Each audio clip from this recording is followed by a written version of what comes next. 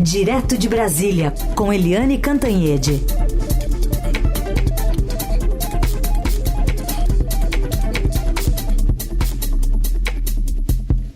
Tudo bem, Eli? Bom dia. Bom dia, Carol. Bom dia, ouvintes. Bom, a gente começa falando sobre essa primeira baixa do governo Lula e já coloco aqui para contextualizar a fala do general Gonçalves Dias a partir do que ele se defendeu, argumentando, né, que o que é visto nas imagens que foram veiculadas ontem pela CNN era, na verdade, o seu encaminhamento dos invasores a uma outra ala do palácio para que fossem presos. Vamos ouvir. Isso é um absurdo. Colar, na realidade, a minha imagem, aquela situação momentânea que estava ali, aquele major distribuindo águas aos manifestantes, fizeram um corte específico na produção dos vídeos que vocês olharem. Eu cheguei no palácio quando os manifestantes tinham rompido o bloqueio da Polícia Militar na altura do Ministério da Justiça. E aí aquela turba desceu e praticamente invadiu o palácio. A maior parte do pessoal que invadiu o palácio subiu pela rampa. Como o palácio, nos seus 360 graus, ele é composto por vidro, as pessoas não entraram pelas portas, as pessoas quebraram o vidro. Esse vidro ele tem 12 milímetros, extremamente vulnerável. Eu entrei no palácio depois que o palácio foi invadido e estava retirando as pessoas do terceiro piso e do quarto piso para que houvesse prisão no segundo. Na sala ao lado do presidente, eu retirei 3 pessoas que estavam lá dentro e mandei descer para o segundo e eu fui verificar se as portas estavam fechadas e se não houve nenhuma depredação lá dentro. As portas estavam trancadas. Eli, algumas perguntas seguem sem respostas, né? Por exemplo, por que o GSI negou o acesso e decretou sigilo dessas imagens? Por que disse que a câmera estava quebrada? O que mais a ser explicado? Bem, primeiro a gente precisa dizer que essa entrevista do general da reserva Gonçalves Dias foi dada para a repórter Délis Ortiz, da Globo e da Globo News. Ele falou, deu uma versão que é uma versão que parte do governo e que muita gente também concorda, né? O primeiro impacto foi nossa, puxa, eles estavam ajudando, mas, né, revendo o vídeo, o que ele fala faz algum sentido. Então, tem 2 versões para esse vídeo. Primeiro, é inequívoco em qualquer versão que agentes do GSI, o Gabinete de Segurança Institucional, principalmente os militares que estavam lá desde o governo Bolsonaro com o general Augusto Heleno, estavam sim compactuando ali, de certa forma, até sendo gentis com os manifestantes, inclusive aquele que é um oficial que estava oferecendo água para quem estava depredando o Palácio do Planalto. Agora, as imagens do general, ele chegou, ele testou as portas, a porta do gabinete presidencial para ver se estava fechada, se não tinha sido invadido a sala, né, do presidente, o gabinete do presidente, e depois ele tirou as pessoas para o andar de baixo. Aquele ali era o 3º andar e realmente todas as pessoas que estavam, os vândalos que estavam naquela invasão, eles foram todos retirados e concentrados no 2º andar, onde foram presas mais de 250 pessoas. O que se estranha é que um general, ele devia estar numa posição mais enérgica, né, mais irritado, mais dando ordem de comando ou ordem de prisão para aquela gente. E ele estava muito suavemente, diplomaticamente, tirando as pessoas pela escada para o andar de baixo. Mas o fato é o seguinte, não foi um fato único, porque todo mundo sabe, né, que o Palácio do Planalto estava a descoberto, estava entregue nas mãos dos vândalos, quando o Palácio do Planalto tem um batalhão de guarda presidencial que é militar, um gabinete de segurança institucional que é militar. Tudo isso é comandado, né? Tudo isso não, mas o batalhão de guarda presidencial, o BGP, está sob o comando do Comando Militar do Planalto. Então tem muita coisa estranha sugerindo que militares estavam macomunados com aquela gente toda. Então, o general Gonçalves Dias foi induzido a pedir demissão. Numa conversa a sós com o presidente, ele efetivamente pediu, o presidente aceitou imediatamente, né, e ele está exonerado. Isso abre caminho para simplesmente o governo ou acabar com o GSI, simplesmente acabar, né, o GSI, que hoje já está sob comando da Casa Civil, ou desmilitarizar o GSI, o que significa desmilitarizar totalmente o Palácio do Planalto. Acaba essa história de milico dentro do Palácio do Planalto. O Bolsonaro encheu aquilo lá de militares, principalmente de generais, coronéis, capitães, né, e agora o Lula vai limpar a área.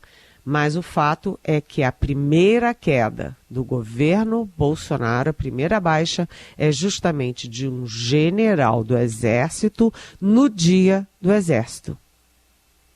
Foi simbólico isso também. Aliás, e o Exército com isso, hein? Ministro da Defesa e o comandante da Força responderam, né, para você? Ontem eu conversei por telefone tanto com o ministro da Defesa, o José Múcio, quanto com o comandante do Exército, o general Tomás Paiva, que, enfim, perguntando, e aí? O general Gonçalves Dias é um general, né? E ambos, tanto o Zé Múcio quanto o general Tomás, responderam a mesma coisa, que o Exército não tem nada a ver com isso, porque quando o general está no GSI, né, eles estão, os militares estavam, não só o general, como aquele capitão que estava servindo água, e aqueles outros militares estão sob a guarda, né, do GSI. Né? Além disso, se vocês repararem, né, houve muito cuidado para isolar, para blindar o Exército dessa crise. Tanto que a reunião do Lula para decidir a queda do Gonçalves Dias tinha lá os ministros do Palácio, tinha o ministro da Justiça, tinha o diretor-geral da Polícia Federal e não tinha o ministro da Defesa. Isso foi proposital para que o Exército ficasse longe disso. O Lula ontem foi passou as tropas, participou da solenidade do Dia do Exército, estava com o general Tomás de um lado, com o ministro Múcio de outro, conversaram, riram. As relações do Lula com Exército, Marinha e Aeronáutica estão sendo recompostas, Forças Armadas não têm dado trabalho para o Lula, está tudo indo muito bem. Então, houve toda uma preocupação para isolar o Exército dessa crise. O Exército não tem nada a ver com isso. Até porque o general Gonçalves Dias está na reserva desde 2012, portanto há 11 anos, né? E ele foi colocado no GSI porque ele é muito ligado ao Lula, ele trabalhou muito próximo do Lula nos 2 primeiros governos, ou seja, não tem nada a ver com o Exército. Agora, o que o general Tomás me disse? Disse o seguinte, que esses militares estão sujeitos a um julgamento que pode ser na Justiça Comum ou na Justiça Militar, não é uma decisão dele, e que independentemente deles serem condenados ou absolvidos, isso não impede que eventualmente eles sejam também submetidos a uma sindicância interna do Exército. Então, o general estava me explicando que existem aí 2 formas, né? Uma comissão, um conselho como é que é o nome do conselho? Estou procurando aqui. Conselho de Justificativa para julgar os oficiais e uma comissão disciplinar para os praças, né? Por quê? Porque, segundo o general, para mim, uma coisa é crime, outra coisa é transgressão disciplinar, né? Então, o general deixou muito claro para mim que não vai passar a mão na cabeça de ninguém.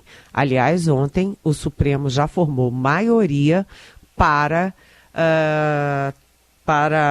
tornar réus os 100 primeiros denunciados pelo 8 de janeiro. E agora vão ser julgados mais 200 envolvidos. Ou seja, essa gente toda vai ser julgada, se tornando réus. E, inclusive, no meio disso tem muito militar, né? Sim. Aliás, para ilustrar um pouco da fala também, mas aí da parte de cerimônia, né, que foi falada pelo general Tomás Paiva ontem, no Dia do Exército, a gente traz aqui essa manifestação de uma instituição apolítica e apartidária. E o mundo cada vez mais complexo. É preciso olhar os exemplos dos heróis de Guararapes e do Duque de Caxias, a fim de encontrar os melhores caminhos para o cumprimento de nossa missão. Esses caminhos, balizados pelo respeito à população, às instituições e, sobretudo, à Constituição, exigem um exército moderno, com capacidade dissuasória, profissionalismo e aptidão para ajudar ainda mais o Brasil nos desafios vindouros. O Exército Imortal de Caxias, instituição de Estado, apolítica, apartidária, imparcial e coesa, integrada à sociedade e em permanente estado de prontidão, completa 375 anos de história. Sua existência está alicerçada em valores e tradições, bem como comprometida com a defesa da pátria, com a independência, com a república e com a democracia. A manifestação, aliás, o general Gonçalves Dias não foi, né, a essa cerimônia, Eliane? Não foi. Eu acho que ele já tinha ideia de que ia sair, esse vídeo ia ser divulgado. Por isso, eu acho que ele não foi. Agora, quem estava lá era o general Eduardo Pazuello, que é constrangedor para o Exército, né? Porque ele foi um péssimo ministro da Saúde, ele tem aquela frase, um manda, o outro obedece, enfim, o Exército tem um pé atrás com ele.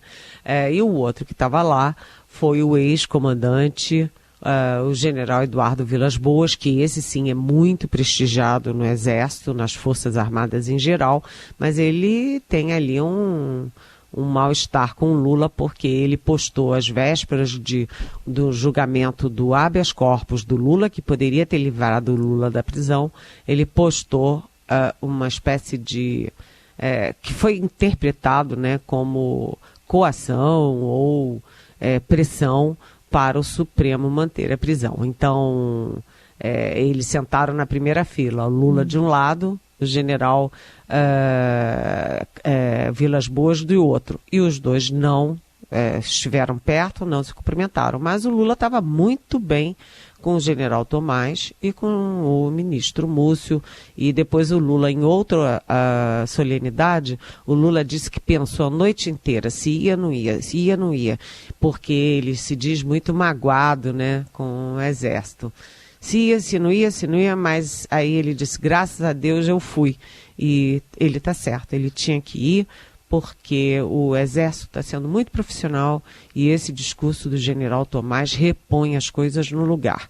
O profissionalismo dos militares brasileiros, que não tem que se meter em política, não tem que fazer discurso e tomar partido e ter ideologia, né? Militar tem que ter profissionalismo na defesa da pátria e da democracia. Liane, falávamos sobre o general Gonçalves Dias, e que inclusive alegou motivos de saúde para faltar a uma comissão de segurança pública da Câmara dos Deputados ontem. Esse convite, enfim, deve ser mantido para a semana que vem, ao mesmo tempo em que ganha também força uma articulação para CPI dos atos golpistas aí no Congresso, né? O general Gonçalves Dias, além de ir ao Congresso, ele também será convocado pela Polícia Federal para dar explicações se houve omissão, se houve leniência ou, enfim, ele tem o direito de se explicar, né? O fato é o seguinte, é que o governo Lula, ele estava trabalhando intensamente para impedir, para, enfim, tentar se livrar, se desvencilhar da criação de uma CPI dos atos golpistas. O próprio Lula deu uma entrevista pública dizendo isso, que não queria e não interessa uma CPI. Faz sentido, porque toda CPI é um instrumento da minoria, da oposição, e quem acaba sentando no banco dos réus é o governo. Então, o governo que é vítima dos vândalos, né, que é vítima de 8 de janeiro, pode chegar numa CPI e a oposição inverter esse jogo e tentar ficar acusando o governo de leniência ou de ter ajudado de alguma forma. Aquilo lá é uma maluquice isso, mas é o que o bolsonarismo está dizendo. Hoje mesmo tem um post do ex-chefe da Casa Civil do Bolsonaro, Ciro Nogueira, que é parceiro do presidente da Câmara, Arthur Lira, no PP e no Centrão, né, dizendo isso, né? Dizendo que, enfim, insinuando que o PT que está por trás dos atos de 8 de janeiro. Isso é uma maluquice, isso é uma fake news gravíssima, mas a oposição vai bater muito nessa tecla. Então a oposição inverteu a situação, né? Inverteu a situação. O governo que é vítima não quer a CPI, né? E a oposição que é ré, que é só o bolsonarismo que é réu, no caso de 8 de janeiro, é que quer a CPI. Então, agora, a própria presidente do PT, a Gleice Hoffmann, já fez uma postagem admitindo que não tem jeito, que vai ter a CPI e que eles vão mostrar claramente a culpa do bolsonarismo. E, aliás, cá para nós, né? Se o ministro da Justiça do Bolsonaro, Anderson Torres, que está preso desde janeiro, está envolvido até o último fio de cabelo naquela história toda, não apenas por omissão, mas por ação ativa a favor daqueles golpes, daquela tentativa de golpe, quebra-quebra no Planalto, no Congresso, no Supremo, né? Isso chega muito próximo do próprio Jair Bolsonaro. Então a oposição pode estar dando um tiro no pé, porque as evidências e as provas estão muito robustas envolvendo o governo Bolsonaro naquilo tudo. Então, isso é péssimo para o governo Lula, porque o líder do governo no Congresso, o líder do governo na Câmara, o líder do governo no Senado vão estar todos com toda a energia voltada para a CPI, em vez de estarem se ocupando do principal, que é a âncora fiscal e que é a reforma tributária. Mas o governo Bolsonaro, ele pode estar brincando com fogo, tá jogando gasolina nessa fogueira que é contra o governo Bolsonaro, porque não há dúvida, é inequívoco que aquela gente toda que invadiu, quebrou, vandalizou as instituições eram bolsonaristas, inclusive fantasiados de bolsonaristas. Bom, Eliane, o presidente da República que vai antecipar para hoje à noite a partida para Lisboa, vai passar os próximos dias na Europa e agora de manhã confirmou a presença na cúpula virtual do Fórum das Grandes Economias sobre Energia e Clima. O Felipe Frazão, nosso colunista, disse que o governo brasileiro vai tentar uma aproximação aí com o governo Biden depois desse mal-estar diplomático envolvendo a guerra da Rússia contra a Ucrânia. E agora também tem a confirmação de dinheiro chegando. Estados Unidos que deve anunciar, especialmente por parte de Joe Biden, que o país pretende injetar $500 milhões de dólares no Fundo Amazônia nos próximos 5 anos. Bem, a agenda hoje internacional do Lula está bem carregada, uma agenda robusta na área internacional. O Lula já foi, desde que ele foi eleito, né, ele já foi ao Egito para a COP26, foi à Espanha, foi à Argentina, Uruguai, foi aos Estados Unidos, foi agora à China, recebido com todas as pompas e circunstâncias, e ele tem uma pretensão grande ali no cenário internacional, inclusive como criador ou, enfim, idealizador de um grupo da paz para a guerra na Ucrânia. Ele se encontra hoje virtualmente com o Joe Biden, é o primeiro encontro dos dois depois que o Lula usou a viagem à China para ficar dando uma canelada atrás da outra contra os Estados Unidos. Né? Então, a Casa Branca reagiu bravamente, reagiu zangada, né? E agora os dois vão se encontrar. Agora, lembrando que o Biden tinha, no encontro com Lula, tinha acenado com 50 milhões de dólares, o Brasil recusou porque considerou que isso era um troquinho, michuruca, que não valia para nada, e agora 500 milhões de dólares já é bastante respeitável, 10 vezes mais. Isso pode ser interpretado como um efeito das caneladas do Lula, né? Eu acho que o discurso do governo vai ser esse. Depois, o Lula hoje também fala virtualmente com o Justin Trudeau, que é o primeiro-ministro do Canadá. Enfim, é importante também, é um parceiro aqui da nossa região das Américas, e ele antecipou a ida para Portugal e Espanha para essa noite. Então, essa noite ele embarca, ele vai se encontrar em Portugal, tanto com o presidente quanto com o primeiro-ministro, e na Espanha, tanto com o presidente como o primeiro-ministro. Agora, atenção, Carol e ouvintes, o Lula até agora tem sido recebido com a maior festa e a maior alegria mundo afora. Mas ele pode ter algumas surpresas nessa volta à Europa. Porque o Lula, primeiro, disse que a Ucrânia e a Rússia tinham igual responsabilidade e culpa na guerra. O que é uma inverdade. Uma é invasora e a outra é invadida, né? Uma é ré e outra é vítima. Então foi preocupante. A comunidade ucraniana em Portugal está brava com ele. Segundo, o Lula disse que os Estados Unidos e a Europa incentivam a guerra, o que irrita não apenas a Casa Branca, mas também a Europa, tanto que a União Europeia soltou uma nota também recriminando a fala do Lula. Ou seja, dessa vez o Lula vai ter que ficar numa posição menos confortável de ter que explicar as bobagens que andou falando. Seguimos acompanhando. Eliane Cantanhede também conosco. Volta amanhã. Obrigada, Eli. Um beijo. Beijo, até amanhã.